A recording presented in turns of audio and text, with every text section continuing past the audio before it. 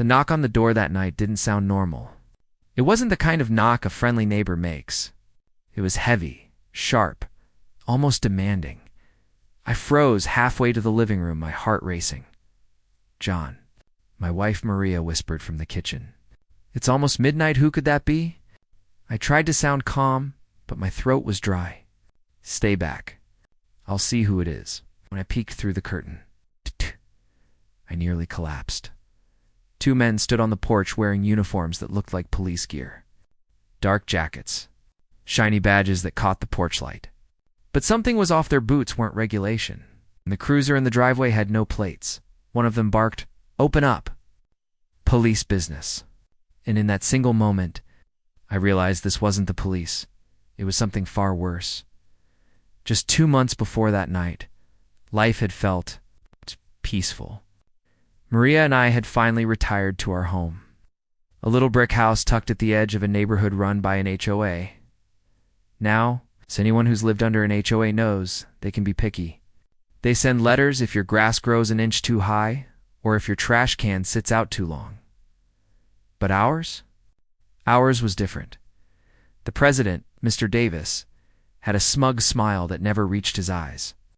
He strutted around like he owned the street, clipboard in hand, barking orders about community standards. We tried to stay under the radar. We kept our yard neat, paid our dues on time, but all it took was one incident to paint a target on our backs. It started when Maria, my wife of 35 years, and a federal investigator with the U.S. Marshals Service caught Davis trespassing on our property. He was snapping pictures of our shed. "Excuse me," Maria said sharply that day, stepping out onto the porch. "You're on private property." Davis smirked. "HOA rules allow me to inspect. HOA rules don't override federal law," she cut him off. "Step off my property. Now." He turned red. "You'll regret this," he muttered before storming away. At the time, we thought it was just an empty threat. But Davis wasn't the kind of man to let things go. A week later, we started getting violation notices in the mail. One claimed our mailbox was the wrong color. Another said our driveway had cracks that needed immediate repair. Then came fines, hundreds of dollars for nonsense infractions.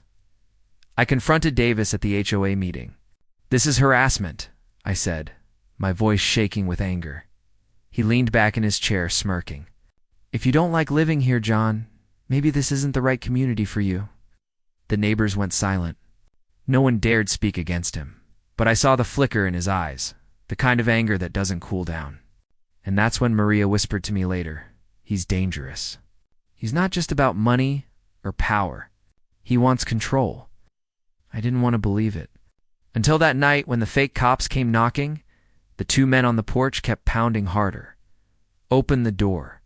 This is official police business." My hands trembled. "Maria, they're not real cops." She didn't flinch. Instead, she walked calmly to the closet, pulled out her badge, and slipped it onto her belt. Then she opened the door. The men straightened, their fake badges glinting under the porch light. One sneered, "We need to speak with the homeowner immediately." Maria's voice was ice cold. "You're looking at the homeowner, and before you take another step, you'd better read this." She stepped forward, the silver and blue shine of her federal badge catching the light. The men froze. Their confidence shattered in an instant. "U.S. Marshals Service," she said firmly. "Now, let me see your IDs." Their faces drained of color. One muttered something about wrong address, and before I could even process it, they bolted down the driveway, jumped into their unmarked car, and sped away. The silence that followed was deafening. I sank into the couch, still shaking. "Maria, they weren't just random thugs. This was planned," she nodded grimly. "Davis sent them. I'd bet my career on it. But fake cops? That's a felony." Maria sighed. "Yes, and that's exactly why Davis is desperate. He thought he could scare us into moving, but now he's crossed into federal territory." I didn't sleep that night. Every creak of the house made me jump. Every shadow outside felt like a threat. The next morning, we found a letter taped to our door. No return address. Just one sentence typed in bold, "Leave now or else, as the first held the letter. Maria's hand rested gently on my shoulder. "John," she said softly, "this isn't the first time I've dealt with bullies like him. Back when I worked undercover, I had men twice as dangerous as Davis try to scare me. And every time, I stood my ground." Her words steadied me. She wasn't just my wife. She was a fighter, forged in battles most people never see. But even then, I couldn't shake the fear. What if he escalates? I whispered. Maria met my eyes. "Then he'll find out what happens when you push a federal agent too far." Word spread quickly through the neighborhood about the fake police incident. Some neighbors avoided us, afraid of being associated with us, but others came quietly, one by one. To our door, an older woman named Mrs. Thompson whispered, "We've all been scared of Davis for years. He finds us, threatens us. Some of us even think he has connections. But if you stand up to him, maybe things could finally change." I looked at Maria, and for the first time, I realized this wasn't just about us. This was about the entire community living under his thumb. Maria wasn't one to wait around.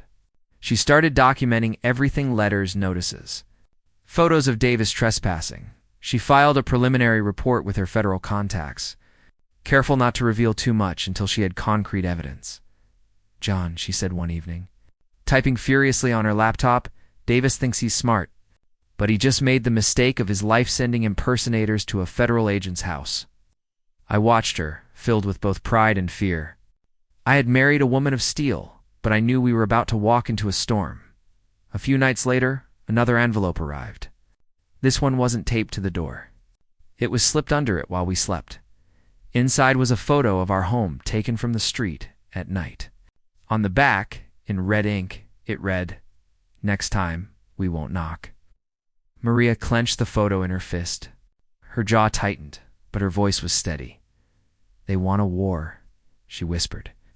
"Well, they just picked the wrong house." And with that, the real battle with the HOA had only begun. I didn't sleep that night. The image of that photo, our home, circled in red ink, burned itself into my mind. Maria sat beside me at the kitchen table, her hand steady on a cup of coffee.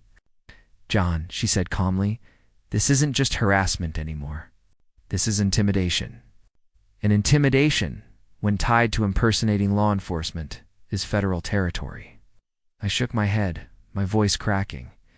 "Maria, what if they really come back?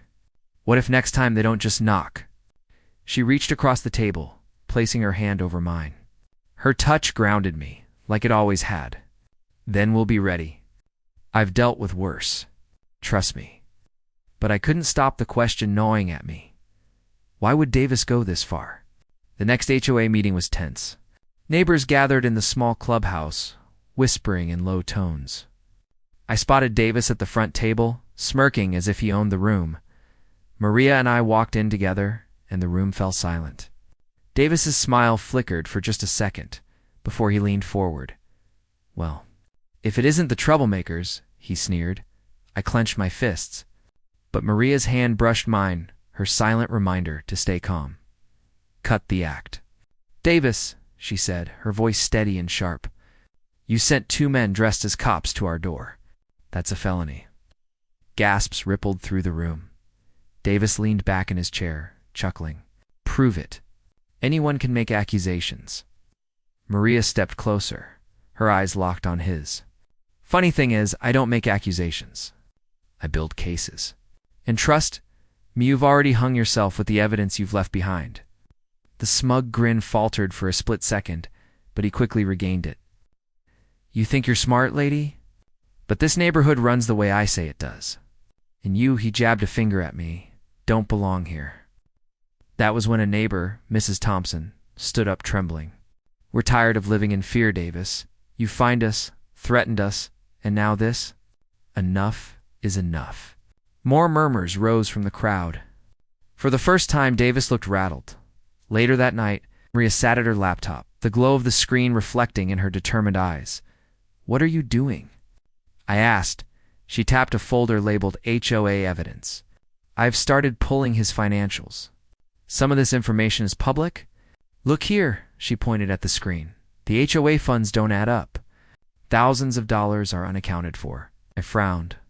You think he's been stealing? Maria's lips tightened. I don't think... I know. And I'll bet those fines he's been throwing around are part of it. This isn't just a power trip, it's a cover-up. I felt a surge of both fear and hope. If she was right, we had leverage. But Davis wasn't the kind of man to go down without a fight. 2 days later, retaliation came. We woke up to find our mailbox smashed, our tires slashed, and spray paint across our garage door. Get out. I felt sick, rage bubbling in my chest. Maria, we can't live like this. What if they target you next? What if, but before I could finish, she cut me off. Her voice was low, but fierce. John, I've spent my life standing up to men like this. I won't start running now. Still, I could see the toll it was taking. Her shoulders carried the weight of not just protecting me, but the entire neighborhood. That evening, there was a knock on the door. My stomach dropped until I saw who it was. It was Mr. Patel, a quiet man who lived 2 houses down. He held a folder in his hands. I heard what happened, he said softly, and I want to help. Davis has been extorting me for years. Fines, threats, even demanded cash payments off the books. He handed the folder to Maria. Inside were copies of letters, receipts, and even recorded voicemails from Davis demanding money. Not long after, more neighbors began coming forward, Mrs. Thompson. The Johnsons, even a young couple who had been too scared to speak. Each had their own story, their own evidence. Maria looked at me, her eyes fierce. This isn't just our fight anymore. This is about all of us. A week later, it all boiled over. Maria and I were sitting in the living room when headlights swept across our windows. A car screeched to a halt outside and heavy footsteps thudded up the walkway. This time there was no knock. Just the sound of something slamming against the door. John. Maria barked, motioning for me to stay back. She pulled her firearm from its safe, her training instincts kicking in. We heard Davis's voice outside, shouting, "This is your last warning. You don't belong here." My chest tightened. Maria, he's unhinged. But before I could finish, red and blue lights lit up the street. Real police cars this time. Sirens wailed as officers stormed the yard. Davis froze like a deer in headlights. The officers tackled him to the ground, handcuffing him as he screamed and cursed.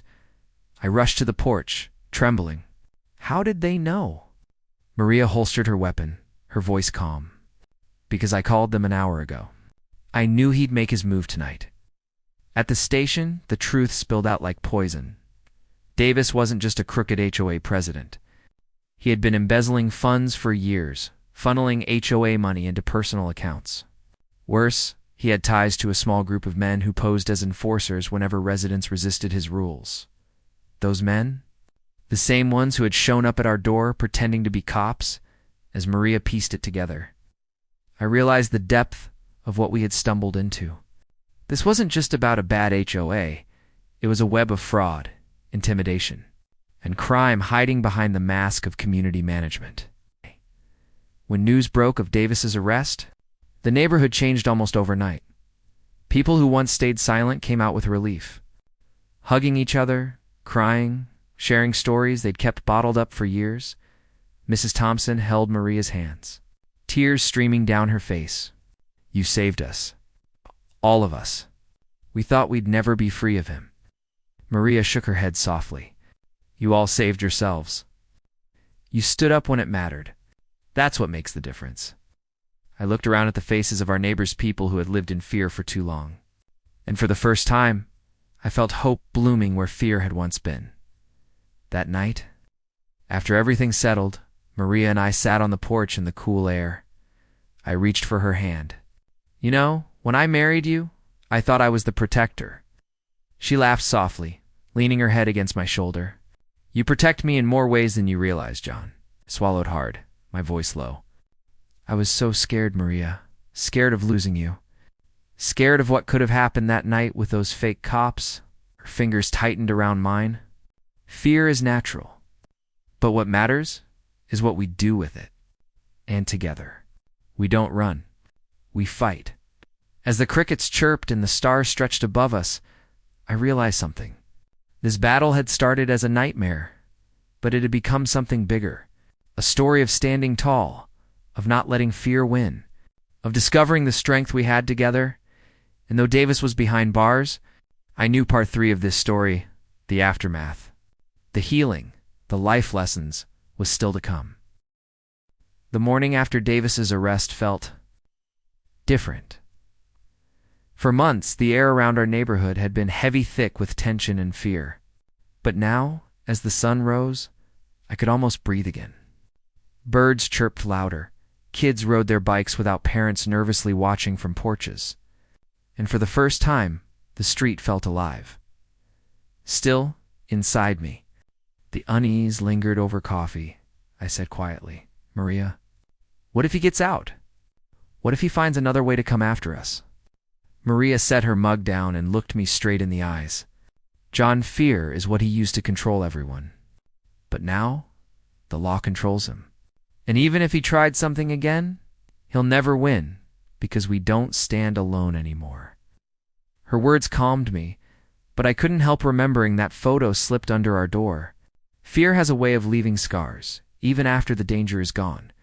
Within a week, the HOA board scrambled to cover itself. Davis was officially removed as president. A special meeting was called to elect new leadership. Maria and I went, though I'll admit I was nervous. The clubhouse was packed. More neighbors than I'd ever seen before. People who had once been too afraid to even wave were now standing together, determined to take their community back. Mr. Patel stood at the front, holding a stack of papers. "We've uncovered years of fraud, embezzlement, and abuse of power. Davis isn't the only one responsible. Those on this board look the other way." "That ends today," the room erupted in applause.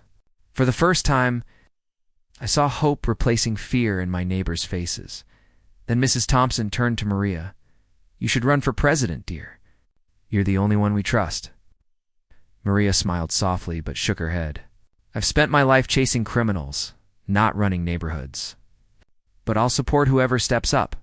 Just promise me you'll choose someone honest."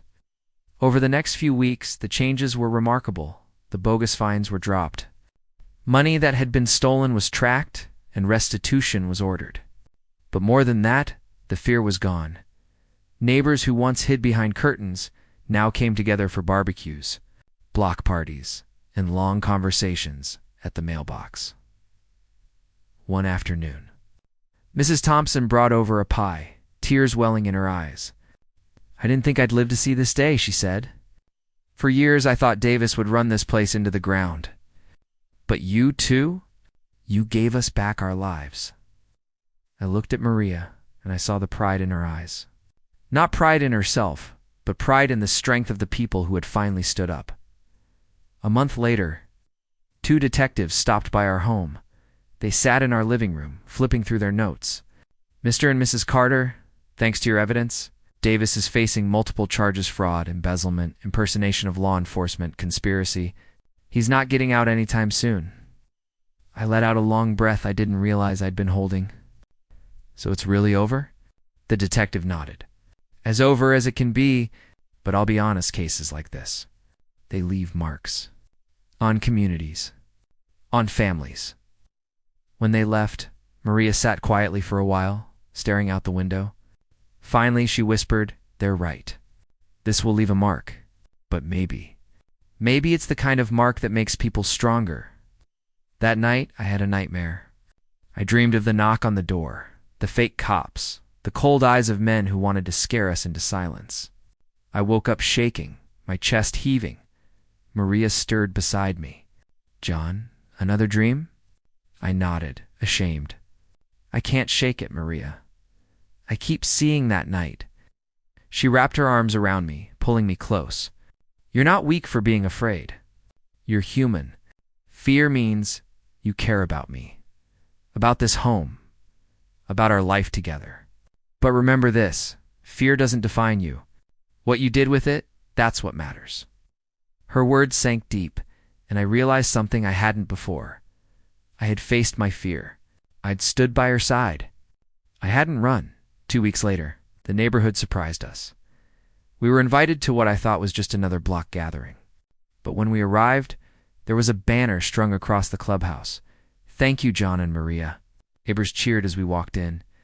Children handed Maria a bouquet of flowers. And Mr. Patel raised his voice over the crowd. This couple reminded us what courage looks like. They didn't just save themselves, they saved all of us. Tears filled my eyes as people clapped, hugged, and thanked us. Maria stood tall, but I could see the emotion in her too. She raised her hand and the crowd quieted. "You don't need to thank us," she said. "Thank yourselves. You found your voices. You found your courage. Remember this moment, because communities don't fall apart when we stand together." The room erupted again, and for the first time in a long time, I felt at peace. That night, Maria and I sat under the stars on our porch, the cool breeze brushing past us. "You know," I said softly, "I always thought retirement would be about peace and quiet." Maria chuckled. "Guess the universe had other plans." I nodded. But maybe this was meant to happen. Maybe we were meant to be here at this time with these people. She turned to me, her eyes shining. "John, life has a way of testing us. But those tests remind us of who we are and what we're capable of. Fear, anger, pain, they're real. But so are hope, courage, and love. And those will always win in the end." I held her hand, and in that moment I knew she was right. Months later, the neighborhood was thriving.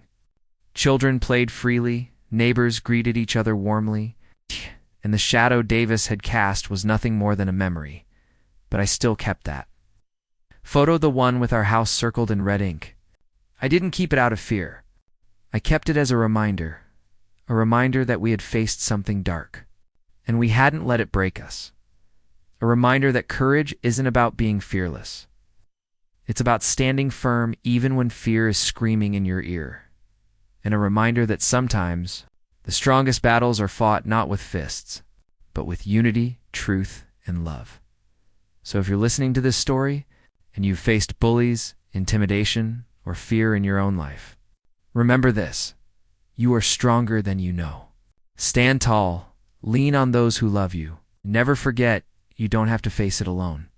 Because in the end, light always finds a way to break through the darkness. This story isn't just about us. It's about every person who has ever been pushed, threatened, or silenced and chose to stand tall instead. And if you've been through something like this, share your story in the comments. Someone out there might need your courage more than you realize.